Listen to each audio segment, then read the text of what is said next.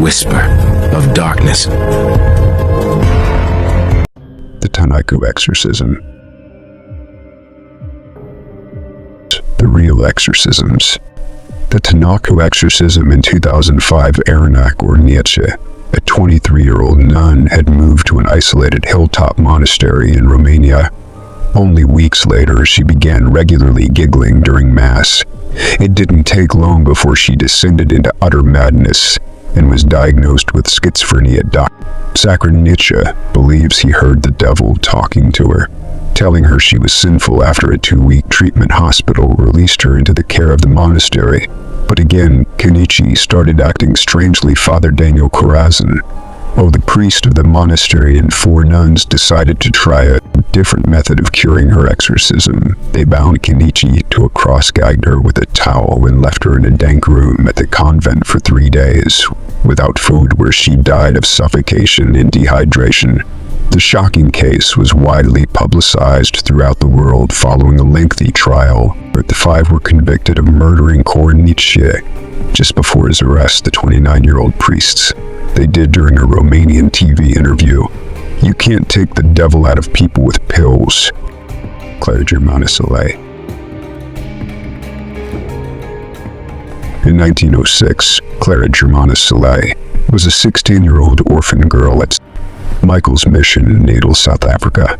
The story goes that Clara had lost all hope and made a pact with Satan. He soon began exhibiting odd behavior. She spoke and understood languages that were previously unknown to her, and she demonstrated clairvoyance by revealing strangers' most intimate secrets.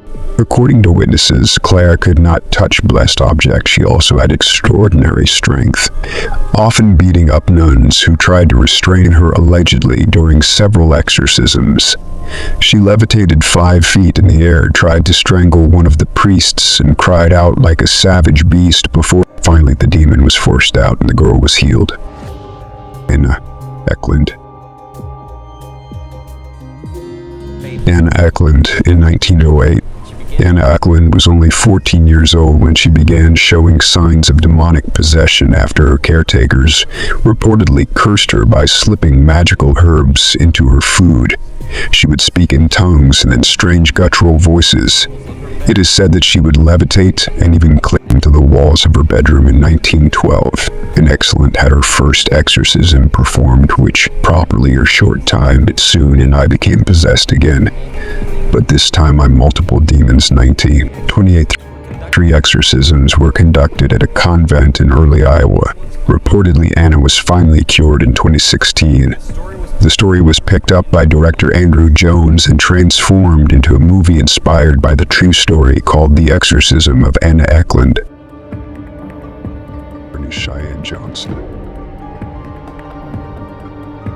In 1981, the trial of Orange Cheyenne Johnson, also known as The Devil Made Me Do It, case came the first known court case in the United States, in which the defense pleaded not guilty or reason of demonic possession. In 1981, 19-year-old Arnie Johnson was joined his girlfriend at the kennel where she worked with his sister and his girlfriend's cousin, Alan Bono Johnson's landlord, came to bring the group lunch. Alma was heavily intoxicated when he started an argument with Arnie Johnson.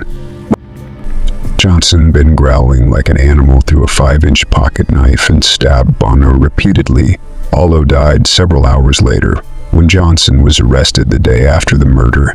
The famous self-described demonologist couple Ed and Lorraine Warren, whom you may know from the Conjuring movies, told the police that Johnson was possessed when the crime was committed. See, Arnie Johnson had been present during one of the Warrens' exorcism rituals when the demon that possessed an 11-year-old boy led the child's body to take up residence within Johnson. It was only months later that Johnson brutally murdered his landlord. Arnie Johnson's defense lawyer argued in court that he was possessed by a demon at the time of the crime, but the judge ruled that such a defense could never be proven. Annalise Michel. The case of Annalise Michel is one of the most well-known exorcisms of all time. The Hollywood movie The Exorcism of Emily Rose, inspired by her story, born in Germany in 1952, Annalise was raised by a Catholic family and grew up to be withdrawn and very religious. At only 16 years old, Annalise experienced epileptic seizures and was diagnosed with temporal lobe epilepsy. Following a deep depression, the young girl was sent to a psychiatric hospital. It was during her stay that she started hearing voices. Voices would tell her that she was, quote, damned and would rot in hell.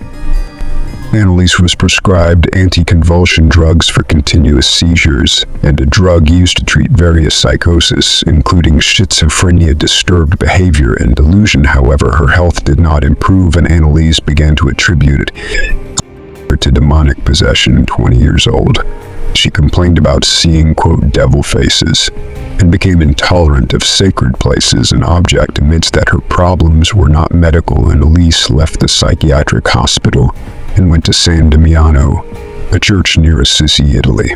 Unfortunately, the Catholic girl worsened physically and displayed aggression and self-injury. She even began to drink her own urine and eat insects. Convinced that she was possessed, her family appealed for an exorcism.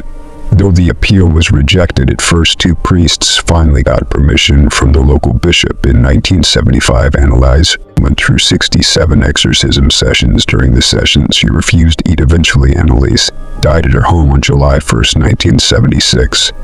She was only 23 years old.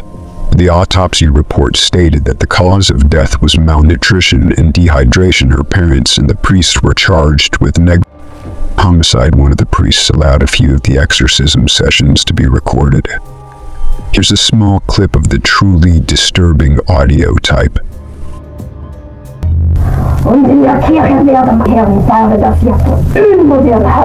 Ja.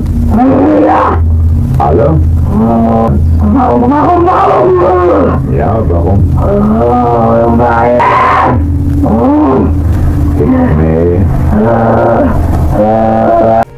If you enjoy watching these kind of videos, please click the subscribe button to stay updated on our latest upload.